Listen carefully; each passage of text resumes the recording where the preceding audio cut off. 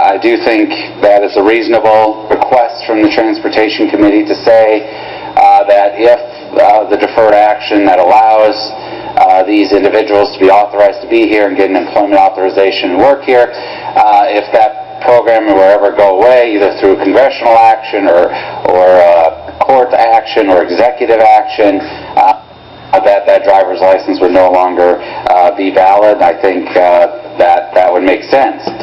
Just practically speaking, right now, if you were to come in, if we were to establish this program, and with current deferred action recipients, the Department of Motor Vehicles will put the date, the license will expire on the date that your work authorization expires. So your license is only as good as your employment authorization from the federal government, but again, should the program change, the license would then instantly become invalid, and I'm fine with that. I am in opposition to Senator Groene's amendment. First, just the practical nature of it. Putting on there that this is not used for identification, or rather just for driving privileges. We heard a lot of testimony at the hearing. We've heard testimony in real life that people in greater Nebraska and urban Nebraska as well, you need a driver's license for a lot of things. We talked on the floor on voter ID that people said we need a driver's license to get a prescription. Some of these individuals, these kids who have been here since they were toddlers, can't go to some pharmacies and get a prescription because they don't have a driver's license. Well, now we're going to put on there it can't be used for identification. That's very much a practical problem with this. The fact of the matter is the Department of Motor Vehicles will verify their citizenship. Nothing we do putting on their driver's license saying driver's privileges only, not for identification purposes. We can say they're authorized in statute, not authorized, legal status, legal presence. We can call this class whatever we want. The fact of the matter is it does nothing to impact what their immigration status is. We can't put anything in our statute that impacts what their immigration status is. That's all done in Washington. Senator Groene said a number of states have these driving privileges card, and he talked a lot about Utah. Well, the point there is that Utah is one of the 10 states that allows any immigrant to get a driver's license, even if they have lawful status, lawful presence, or not. Any undocumented immigrant in the state of Utah can go and get a driving privileges card. And 10 states do that. That is very much a different track than what we're doing here. I think Senator McCoy handed out a statement of intent from LB 215, which was Senator Fisher's bill in 2011, which said we're going to adopt the federal document list that applicants need to present for proof of identity, birth, social security number, and lawful presence in the United States. Well, Title II, Section 202 of the Federal Real ID Act, in subsection 2, it's called Special Requirements. Sub A says, in general, to meet requirements of this section, a state must comply with the minimum standards of this paragraph. Subsection B says, evidence of lawful status. A state shall require, before issuing a driver's license or identification card to a person, valid documentary evidence that the person, and then it lists a number of options, either as a citizen, down to subsection, this would be subsection 8, of that subsection, has approved deferred action status. If you have approved deferred action status, 1 minute, which deferred action for childhood arrivals is, under the Federal Real ID Act, you have evidence of lawful status, which is exactly what we were attempting to do in 215 with Senator Fisher. And then we will issue a temporary driver's license for non-citizens legal in the United States. The license will expire on the expiration date of the person's legal stay, or 1 year if the date is not known. That's exactly what we currently do. We suspend the license when the license is no longer valid, when the work permit is no longer valid. So I do have an amendment coming up next to the Transportation Committee amendment, which will clarify this nuance of legal presence, legal status. Again, we can say whatever we want in our statute. It has no impact if they have legal presence or legal status on the federal level. Legal status is the language that the Federal Real ID Act used, but we are going to just make a little clarification to make sure that when people present themselves to the DMV, they have the right documentation. Thank you. Thank you, Senator Nordquist. While the legislation is in session and capable of transacting business, I propose to sign and do hereby sign LR 234, LR 235, LR 236, LR 237, LR 238, LR 241. Senator McCollister, you are recognized. Thank you, Mr. Speaker.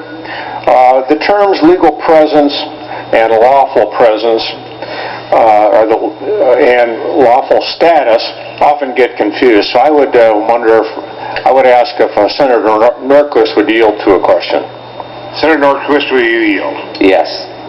Could you explain the differences between lawful status and lawful presence? Well, that's probably a little bit beyond my expertise, but I will say it really is the section of law that you're the federal law that you're looking at, and the agency that is dealing with it, the United States Citizenship and Immigration Services, would define deferred action DACA youth as having a lawful presence. But when you look in the section of the Real ID Act that talks about evidence, documentary evidence for lawful status, it lists deferred action as being having approved deferred action as being lawful status for purposes of getting a driver's license. So the Citizenship and Immigration is determining these individuals to have lawful presence in our state. But for purposes of driver's licenses and in the language that we're using in this section, which corresponds to the Federal Real ID Act, we are talking specifically about lawful status. Thank you, Senator Nordquist.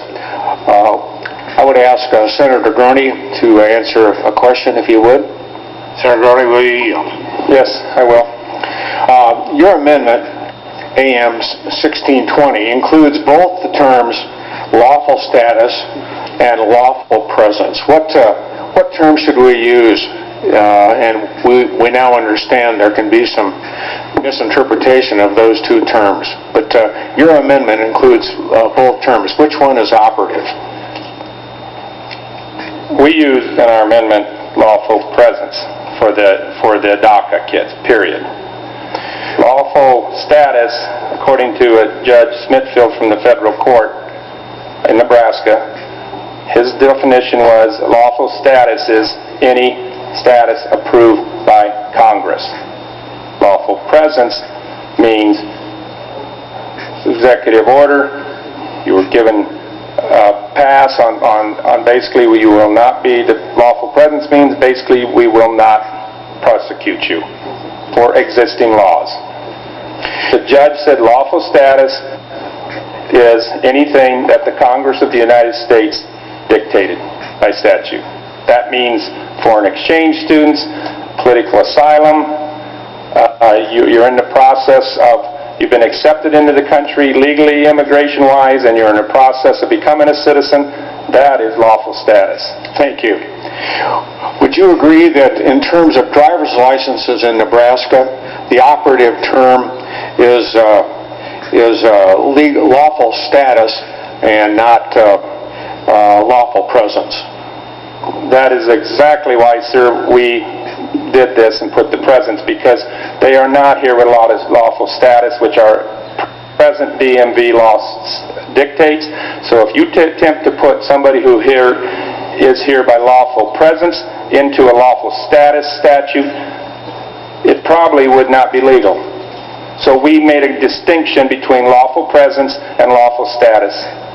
Your bill attempts to put a lawful presence into a statute that dictates lawful status, and it's been in the courts. We tried to clean it up. 1 minute. Lastly, your original amendment came with a fiscal note. Do you mind telling us what that fiscal note was?